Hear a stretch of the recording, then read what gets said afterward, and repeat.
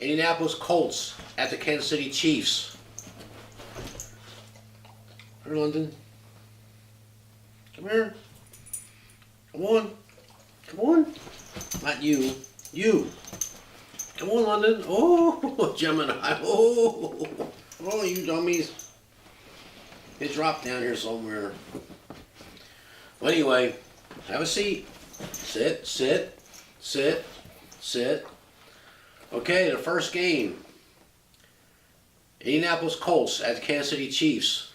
My friend at the betting syndicate in Vegas we talked about at the Westgate Hilton has a ticket for Indianapolis Colts +7. They got to 6 briefly. He buys a full point, and he has the Indianapolis Colts +7. Had to pay $1.40 for the ticket, though. That's how much juice they put on the ticket. But he feels it's worth it. Line's back down to 5.5. Money is coming in on the Colts, but not by a whole wide margin. It's 55 to 45, which is still within pretty much the normal range. Anytime you get a lopsided bet, which is considered 75% or more, or 3 out of 4, then you can look at going the other way because the public is usually wrong. Not always, but they usually are. Let's talk about the Indianapolis Colts. Why we're going to take the Colts plus the 5.5. We just checked half hour ago at the Las Vegas Westgate Hilton, and it is Kansas City minus 5.5. It's been sitting there all day, so it's probably going to remain 5.5. I don't think it's ever going to get back up to 6, but it did briefly yesterday. And my friend happened to be there talking to his friends, and they were out for some drinks, and he just leaped in and bought that ticket. He's got the Colts +7. I think he's got a winner. If I were going to be doing this, I used to go to Vegas every weekend, every season for football. And I used to really take my regular season winnings and double up on the playoffs. And I'd be going on a substantial size bet on this game. I would be taking the Indianapolis Colts. I usually do unit betting where you bet the same thing all the time. But this one I would jump up to 3 units, which will be a rarity. But and then I would sprinkle a half a unit on a money line bet. And the money line is going to be paying pretty well.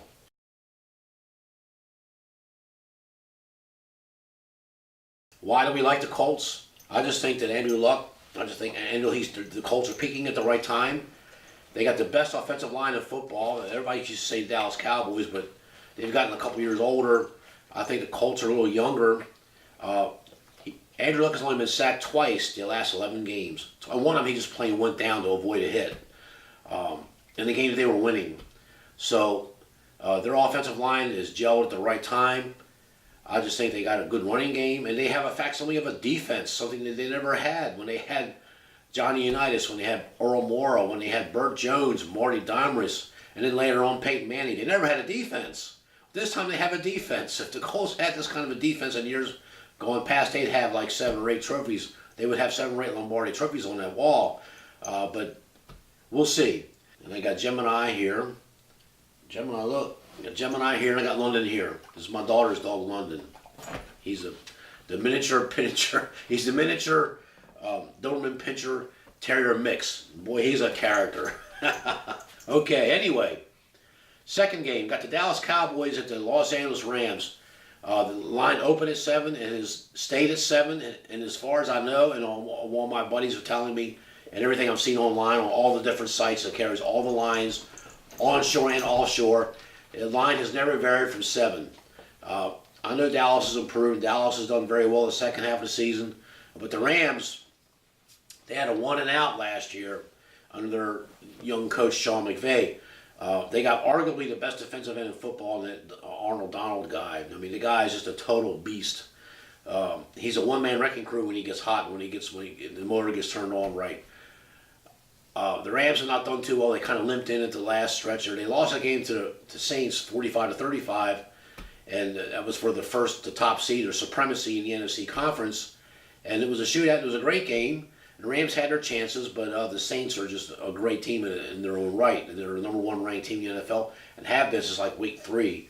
So it's going to be really hard to knock them off the top perch. But we'll talk about the Saints in a bit.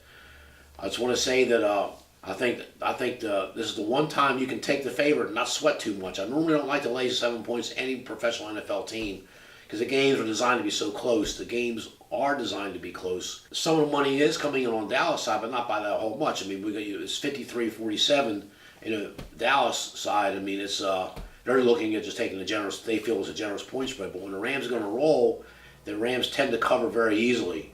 I'm looking for something like a 38-16 or a 45-23 type game. I think the Rams are going to win by several scores. I think the game will be close in the first quarter, as they almost always are. When they're both going to try to establish their running games. Dallas got that Ezekiel Elliott guy, and the Rams got Gurley back. Gurley's limping on and gimpy a little bit of a knee, but I think Gurley's tough enough, and he's going to suit up. And in the NFL, when the team has this player that's questionable, or if he's got an injury, if they suit up, they're more likely to do well than they are more likely to get hurt. They still may yet get hurt, but if they're suiting up, forget what you're reading on the injury report. It's, by the NFL regulation, they have to report the NFL injuries or else they get fined. Having said that, I just think that the Rams have too much firepower. They've limped they haven't looked good the last few games. They had the one and out last year. That's still, fresh in their minds. They lost to the Falcons in the opening round. And I believe they were home too. So this has got a bad taste in their mouth. They're young. They're one of the youngest teams in the NFL. I think they're the third youngest team in the NFL. They got the youngest coach in the NFL. The Rams have a lot going for them. I think that they're arguably the second best team in the NFL based on their offensive firepower. If their defense can get untracked, if their front seven can dominate like they have in most of their games, this game's not even going to be close. Okay, game number 3, Sunday. The Los Angeles Chargers at the New England Patriots. The New England Patriots are the only team in the NFL that are unbeaten at home. The Los Angeles Chargers have the best road record in the NFL. They're now 8 with the win last week at Baltimore. They're now 8 wins and 1 loss on the road. And I'm telling you, road teams do very well if they're big winners on the road. And this looks like that team. I know I should be putting this out on the video, but I am taking the Los Angeles Chargers to win it all. I think they're going to beat the Saints in the Super Bowl, and they're going to knock off New England here. If New England Patriots get past this game here, they can win it all. But so to me, this game determines the Super Bowl winner.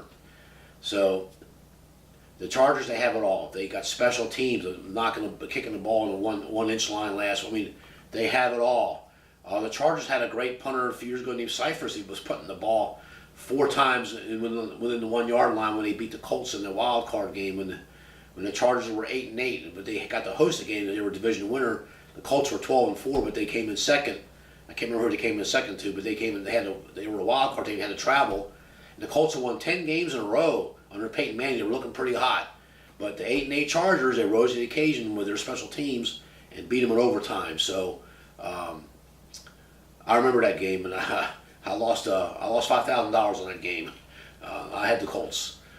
It was a pick'em game. So long story short, the Chargers, they got a pass rush, they got a formidable linebacking core, and their back four are pretty good. And Philip Rivers he's a really good quarterback. He's an underrated quarterback, and he's got something to prove. And this is probably his last chance, and he knows it. Chargers kind of look a little shaky here and there. A couple times at home, they relaxed a little bit against the Ravens, but they got their revenge against the Ravens last week. They just totally dominated the game from A to Z, from front line, defensive line to offensive line, special teams. The game got a little dicey at the end there because they relaxed and they had the game in the bag and they were playing catch up and they're playing street ball. It's hard to defense against that street ball. The Jim Hassel, watch out for the BS.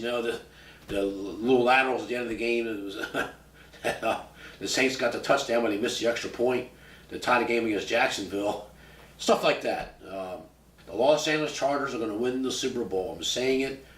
Watch this video. Mark it. I am putting this on YouTube now. The Chargers are going to win the Super Bowl. And we'll see. I just think that the Chargers got the best complete, and they got more defensive depth than any of the other 7 teams out there, including the Rams. They play in a weak division, which helps them. But the Chargers playing in what I feel is the NFL's toughest division.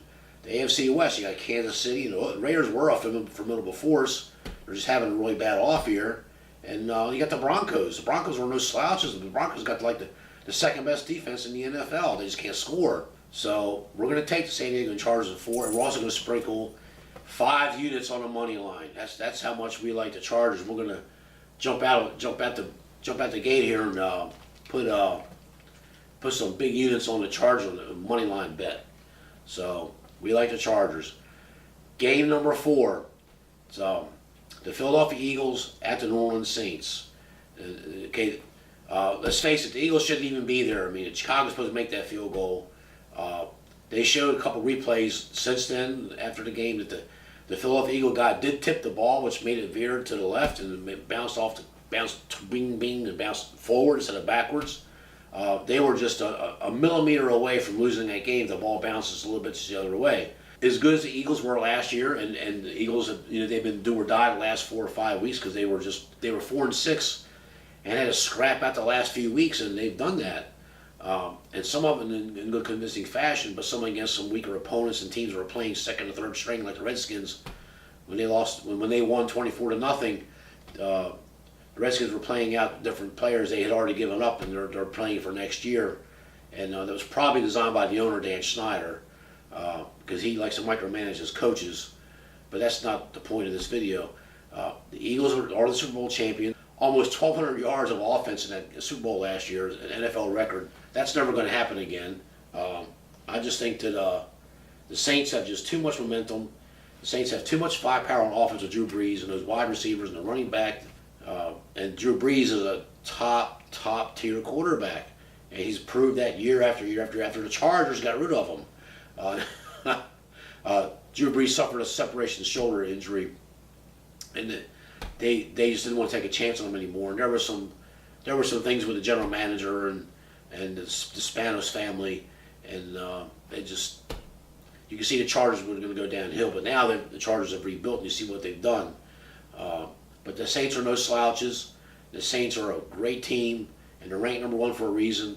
And the line opened the New Orleans Saints -8. It got up to as high as 10 on a couple online shores and offshores sites for a brief period of time. Bounced back down to 9. Right now it's currently 8.5.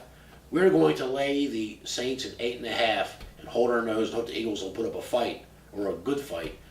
Like the Rams game, I'm looking for something like a 43-26 game or a 45-31 game, where the Saints just outlast them. The Eagles' defense is kind of suspect. I mean, between weeks 4 and 11, or I'm sorry, between weeks 4 and 10 of the NFL, there's a 7-game span that the Eagles gave up more 20-yard plays than any other team in the history of the NFL. Their pass defense was the worst. I mean, they were a sieve, but they've since patched some things up under defensive coordinator Schwartz, and under their do-or-die runner, they're going to be out of the playoffs. I mean, one more loss after that one loss they just had, their last loss, they were mathematically eliminated, and they knew that, and they did run the table, so to speak, and they got lucky against last week against Chicago. I'm looking for the Saints to be aware of that, and plus Philadelphia beat them in their do-or-die quest. So the Saints are looking for revenge. Saints they've had a month and a half or 2 months of game. Take a look at this now. The coach of the Saints is no slouch. Sean Payton is one of the best NFL coaches out there. He's very cool, calm, collected. He's a thinking man's coach. He's a player's coach. He takes up for his players. Sean Payton is a coach who took $250,000 out of his own pay because the owners wouldn't pay him to get Greg Williams to run his defense a few years ago. He single-handedly has turned this franchise around. I saw Bum Phillips on a TV show one time. He goes, "I never saw a coach score a touchdown," but the coaching is more important in football than any other sport. You got 22 men on the field at any given play. You got to have a roster of 53 people plus 10 on the taxi squad. You got your scouting departments. You got your personnel, your squads, your training, your strength conditioning. You got everything. Football is the ultimate sport where the coaching is the most important. They say coaching is pretty important. The coaching for managerial experience in baseball is important too, and it is. I'm not downplaying that. But in basketball, you just get your best athletes, put them on the field, and there's some coaching skill in basketball too. I'm not putting other sports down, but it's exponentially more important in football than any other sport. And you look at the successful coaches in college basketball, John Wooden, who will never be even close to being equaled in history again, because the UCLA alumni knew what they had with John Wooden, and they let him run the show from A to Z. He was a total iron fist tyrant, so to speak, but he was a good tyrant. He was in the best interest of the team. And you see the results when you let a coach do what they do. When the New England Patriots got Bill Belichick, he begged Mr. Kraft. He said, "Look," he goes, "I got to get rid of the bad apples. You got to give me the job from top to bottom, and I will get you what you want." And for some reason, something clicked in Mr. Kraft's brain because he would not let Bill Parcells pick his tight end. He made Bill Parcells pick a wide receiver, and that cost him a Super Bowl when they played the Green Bay Packers years ago. What I'm trying to say is that when you have a team that lets the coach run it from top to bottom, and Mr. Benson has let Sean Payton do that, the Saints had got turned. I mean, the Saints, they were the doormat of the NFC South for decades. I mean, for 40 years, they were lucky to win 3 games. Every year, just no one paid attention to the Saints. Okay, they pay attention to the Saints now.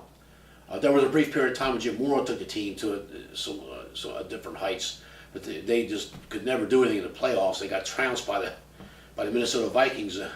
Saints took the ball in a 7-minute drive, looked like world beaters, up 7-0. It looked like they were on their way. They didn't score again, or they got a field goal in the fourth quarter. They lost 44-10. The 8-7 Minnesota Vikings, the 15-game strike season. The 8-7 Vikings, who backdoored their way by 2 teams leading to get 2 teams that had to lose last week, and they had to win their game in overtime to get into the playoffs, and they beat-slapped the Saints to oblivion, and the next year they were just out. But now they got Sean Payton. I'm telling you, the Saints have turned it around, and they're always a contender. Even on their down years and they had injuries and they just couldn't get it together, they could at least won 7 games under Sean Payton. He was 7-9, 3 years in a row, until you get the more pieces and retool the right way, and now they're back on top of where they belong. So I think the Saints are going to slap the Philadelphia Eagles to submission, and we're heading towards that collision course between the Chargers and the Saints. There is a possibility that the Rams could win the rematch when they meet next week, and you can see the Chargers and the Rams, the 2 LA teams in the Super Bowl. But as of right now, I'm going to go with the Chargers and the Saints in the Super Bowl, and I'm looking for the Chargers to win it. And I'm looking for a really close game and a possible overtime. The teams are that good. The Saints' dynamic offense versus the Chargers, they got a good pass rush. The Chargers got a good defense. They have an underrated defense, a sneaky good defense, and it's teams like that, and they're ultimate road warriors. They're 8-1 on the road. When you look at the teams that won Super Bowls in years past, New England, just a few years ago, they were 14-2 in regular. Their 2 losses were at home. They won every road game. They won it all. And New England's done that a couple times. The San Francisco 49ers under Joe Montana, they would be 13-3 or 14-2. Their only losses were at home, but they won on the road. The Pittsburgh Steelers, when they won the Super Bowl, with the 6th seed. You know, they were the ultimate road. They won every road game there was. They were 7-5, and they won. Their 5 losses were at home. They won all their road games. The New York Giants, when they beat the Patriots, they won all but one road game. I mean, they're just the ultimate. These road warrior teams are teams to be reckoned with. They can win anywhere, anytime, and they can adjust to any conditions. What I'm trying to tell you. I'm not a good speaker. I don't speak very well. I ramble. I go back and forth. My sound is not that great, but the message is sounding clear. I do know what I'm talking about when it comes to the NFL football teams. I'm telling you. I'm looking for the Chargers to win it all. And I know I shouldn't put this early in the week because they get knocked off or they get beat by New England or they get beat next week, whatever. You know, I would look like a chump. But you know what? You got to make a stand in life. And I am taking the San Diego Chargers. I think the Chargers are going to win it all. So there's the luck factor involved with football as well. But there's still mostly skill. Mostly skill wins the games. The best team always wins. I don't care what anybody says. I know that, the Giants should never beat New England twice. The best team always wins. I don't care how pretty they look and how they shine them up and spit shine them and roll them up and throw out the barrel full of monkeys and they shake all the teams out. At the end of the day, at the end of that game, at the end of the evening, the best team always wins. So, for game number 1, we're taking the Indianapolis Colts plus 5.5. Game number 2, we're taking the Rams laying the 7. Game number 3, Sunday, or the first game on Sunday, we're taking the San Diego Chargers plus 4. and we're putting a 5-unit bet on the money line. And game number 4, the second game on Sunday, we're taking the New Orleans Saints. We're laying the 8.5, and we're looking for a B-slap type game. And Sean Payton is the coach that is going to deliver that. And you got to remember, professional sports is designed so that the teams ebb and flow year after year. They have up years and good cycles and down cycles. And the games are designed to be close to keep fan interest, keep the ticket sales going. It's a business, folks. You got to understand that too. Like when I said in my video, I hope you watched that video I made the other day about Las Vegas and gaming and how the lights were built in Vegas. That basic philosophy serves everybody well except Vegas. And Vegas is not happy with my video. The sports makers are not happy with my video. And I forgot to put this out there. I make my own lines when I was going to Vegas every week. When I was a semi-professional, if you want to call it that. Handicapper, making part of my living, handicapping football games. I used to make my own lines. And what I do, I make the line before I look at the computer, before I look or hear anybody or say anything. I make up my own lines every week for every game. And I made my lines up for these divisional roundup games, and I had Kansas City minus 3.5. Okay, when I saw that thing open to 5.5, I thought, wow, what kind of game is this? And so based on that, I would take the Colts just on. I think they put out a bad line on that game. The second game is probably pretty fair. I had the Los Angeles Rams minus 6.5, and then the line came out 7. It's pretty close. The third game was New England. I had New England minus 3, and it came out 4.5. So I like the Chargers based on the line, based on how they put out the line and what the line is. And the last game had the Saints minus 7, and they come out Saints minus 8. So I was pretty close with the line, but the worst one, the biggest mistake I think was the very first game. But a lot of that is based on public perception. Okay, I know what the Colts are capable of, and I know the Colts are peaking, and I know the Colts are. They got a really good run going right now. Kansas City's defense is, out of these 8 teams in the final 8 here, the final 4 games here, the Chiefs probably got the worst defense. Their defense is not what it once was. Their big linebacker, Hali, he just is not what he once was. I mean, their back 4 is terrible. Too many big plays. They can't stop anybody. They're like what the Saints were used to be years ago. They had a great offense, but they couldn't stop anybody. What the Colts were, great offense can't stop anybody. What New England was last year, a great offense with Tom Brady coming, they couldn't stop anybody. That's Kansas City's got that mantle of the best offense, but we can't stop anybody. So we got to outlast you somehow and get 1 or 2 more possessions or get the ball last to beat you in these games. And having the ball last is very important in the NFL. I can't think of any other sport, including basketball, where if you got the ball last, that gives you the best chance to win the game. Hopefully the little tidbits I give you are understandable. And I know the Saints, all my friends, the Saints this, or the Rams this, Kansas City this. They're not talking about the Chargers. They're talking about the Colts. They're talking about New England with Tom Brady. Them get revenge from last year. No one's talking about the Chargers. So they're not talking about Philadelphia, Dallas. They're the weakest of the 8 teams. But with the real contenders, with the real defenses, no one's talking about the Chargers. So I think the Chargers are sneaky good.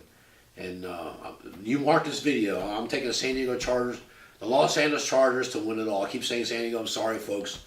I hope you like this video. I hope you get something out of this video. This is London. This is my daughter's dog. That's Gemini. That's my dog. These are my best friends. On the rare days off I get, I'll take them for long walks. I'll take them to the park. So, I like to spend time with my dogs. Nothing like animals. Nothing like your pets. Nothing like spoiling your doggies because they deserve it. So, in closing, it's always a great day to be an American. Someone misplaced my flag. I like to wave my flag around. I can't find it today. It's here somewhere. But it's always a great day to be an American. Remember that. So, thank you. And for entertainment only. And good luck. See you next week. Thank you.